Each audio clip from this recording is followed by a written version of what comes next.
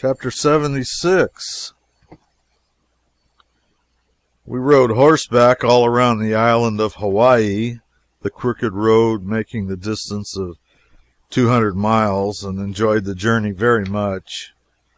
We were more than a week making the trip because our Kanaka horses would not go by a house or a hut without stopping.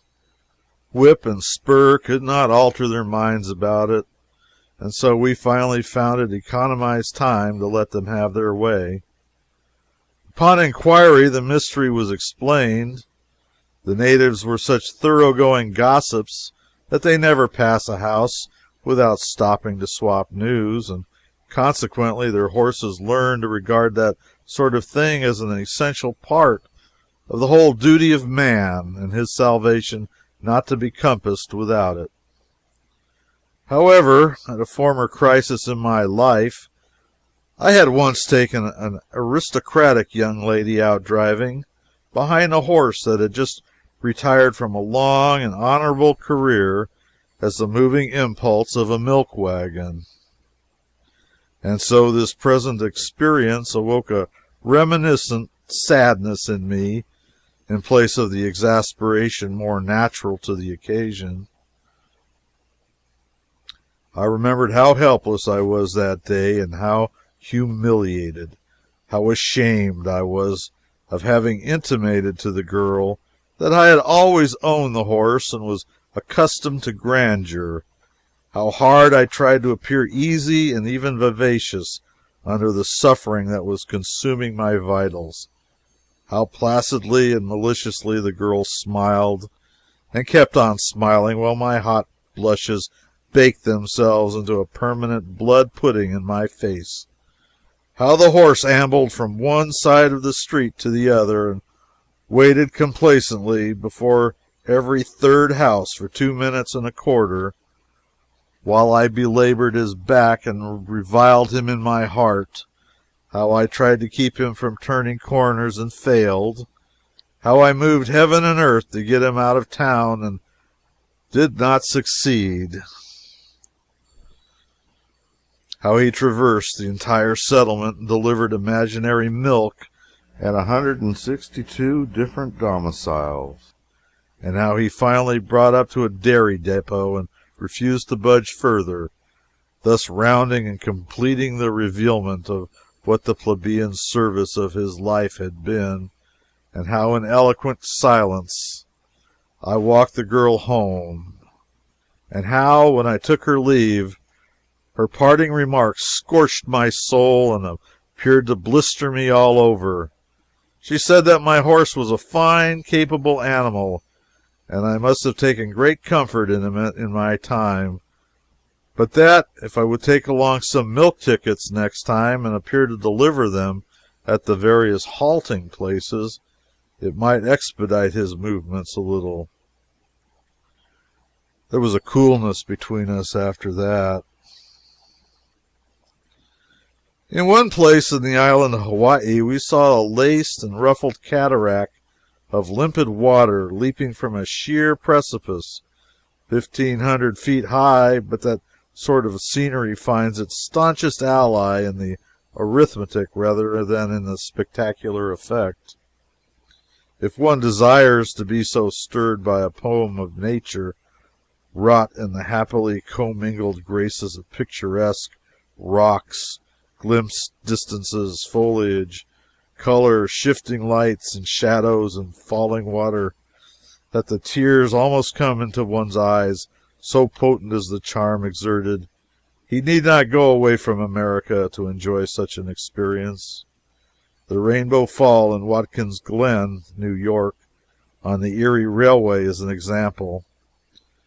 It would recede into pitiable insignificance if the callous tourist drew on arithmetic on it, but left to compete for the honors simply on scenic grace and beauty, the grand and the august and the sublime being barred the contest, it would challenge the old world and the new to produce its peer.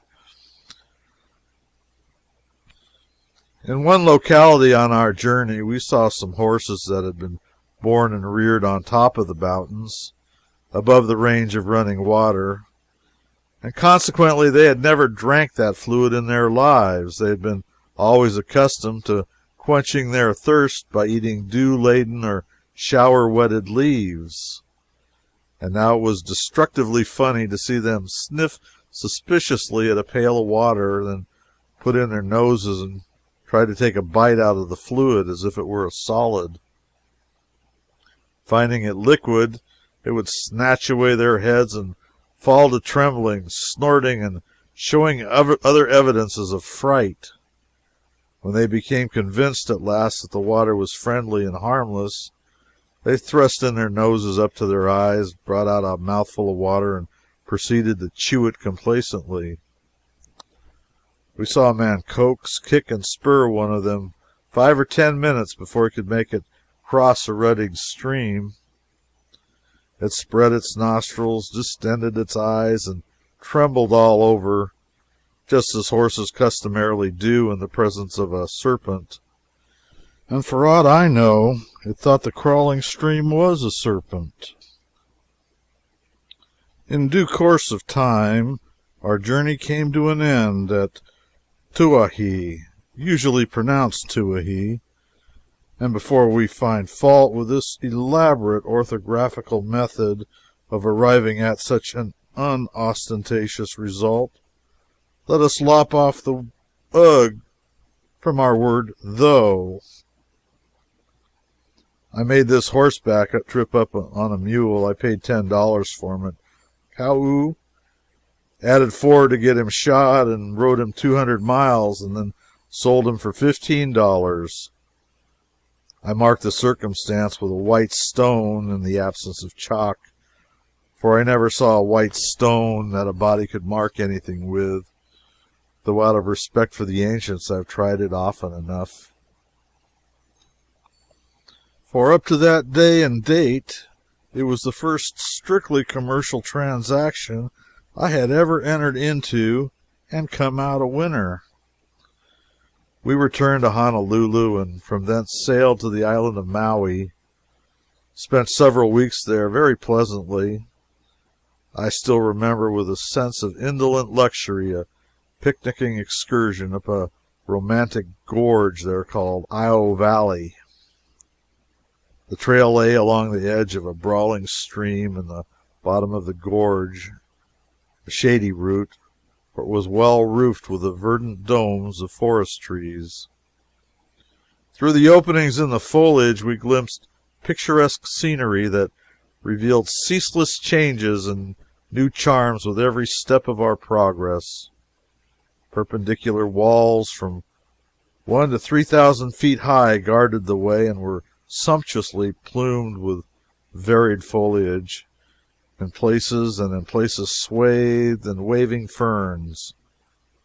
Passing shreds of cloud trailed their shadows across these shining fronts, mottled them with blots. Billowy masses of white vapor hid the turreted summits, and far above the vapor swelled a background of gleaming green crags and cones that came and went through the veiling mists, like islands drifting in a fog. Sometimes the cloudy curtain descended till half the canyon wall was hidden, then shredded gradually away till only airy glimpses of the ferny front appeared through it, then swept aloft and left it glorified in the sun. Now and then, as our position changed, rocky bastions swung out from the wall, a mimic ruin of castellated ramparts and rumbling towers, clothed with mosses and hung with garlands of swaying vines. And as we moved on, they swung back again and hid themselves once more in the foliage. Presently, a verdure-clad needle of stone 1,000 feet high stepped out from behind a corner and mounted guard over the mysteries of the valley. It seemed to me that if Captain Cook needed a monument, here was one ready-made. Therefore, why not put up a sign here and sell out the venerable coconut stump? But the chief pride of Maui is our dead volcano of Haleakala, which means, translated, the house of the sun. We climbed 1,000 feet up the side of this isolated colossus one afternoon, then camped, and the next day climbed the remaining 9,000 feet and anchored on the summit. There we built a fire and froze and roasted by turns all night. With the first pallor of dawn, we got up and saw things that were new to us. Mounted on a commanding pinnacle, we watched nature work her silent wonders. The sea was spread abroad on every hand, its trembled surface seeming only wrinkled and dimpled in the distance. A broad valley below appeared like an ample checkerboard, its velvety green sugar plantations alternating with dun squares of barrenness and groves of trees diminished to mossy tufts. Beyond the valley were mountains picturesquely grouped together. But bear in mind, we fancied we were looking up at these things, not down. We seemed to sit in the bottom of a symmetrical bowl 10,000 feet deep, with the valley and the skirting sea lifted away into the sky above us. It was curious, and not only curious, but aggravating, for it was having our trouble all for nothing to climb 10,000 feet towards heaven and then have to look up at our scenery. However, we had to be content with it and make the best of it. For all we could do, we could not coax our landscape down out of the clouds. Formerly, when I had read an article in which Poe treated of this singular fraud perpetrated upon the eye by isolated great altitudes, I had looked upon the matter as an invention of his own fancy. I have spoken of this outside view, but we had an inside one, too. That was the yawning, dead crater into which we now and then tumbled rocks half as large as a barrel from our perch and saw them go careering down the almost perpendicular sides, bounding 300 feet at a jump, kicking up cast clouds wherever they struck, diminishing to our view as they sped further into the distance, growing invisible, finally, and only betraying their course by faint little puffs of dust, and coming to a halt at last in the bottom of the abyss, 2,500 feet down from where they started. It was magnificent sport. We wore ourselves out at it.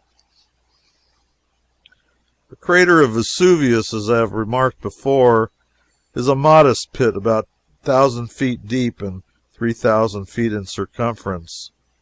That of Kilauea is somewhat deeper and 10 miles in circumference. But what are either of them compared to the vacant stomach of Haleakala? I will not offer any figures of my own, but give official ones, those of Commander Wilkes, U.S. Navy, who surveyed it and testifies that it is 27 miles in circumference. If it had a level bottom, it would make a fine site for a city like London. It must have afforded a spectacle worth contemplating in the old days when its furnaces gave full rein to their anger. Presently, vagrant white clouds came drifting along high over the sea and the valley.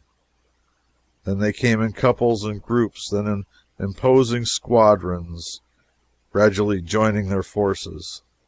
They banked themselves solidly together 1,000 feet under us and totally shut out land and ocean. Not a vestige of anything was left in view, but just a little of the rim of the crater circling away above the pinnacle whereon we sat. For a ghostly procession of wanderers from the filmy hosts without had drifted through a chasm in the crater wall and filed round and gathered and sunk and blended together till the abyss was stored to the brim with a fleecy fog. Thus banked, motion ceased, and silence reigned. Clear to the horizon, league on league, the snowy floor stretched without a break, not level, but in rounded folds, with shallow creases between. and here and there stately piles of vapory architecture lifting themselves aloft out of the common plain, some near at hand, some in the middle distances, and others relieving the monotony of the remote solitudes. There was little conversation, for the impressive scene overawed speech. I felt like the last man, neglected of judgment and left pinnacled in mid-heaven, a forgotten relic of a vanished world. While the hush yet brooded, the messengers of the coming resurrection appeared in the east. A growing warmth suffused the horizon, and soon the sun emerged and looked out over the cloud waste, flinging bars of ruddy light across it, straining its folds and billow caps with blushes, purpling the shaded troughs between, and glorifying the massy vapor palaces and cathedrals with a wasteful splendor of all their blendings and combinations of rich coloring.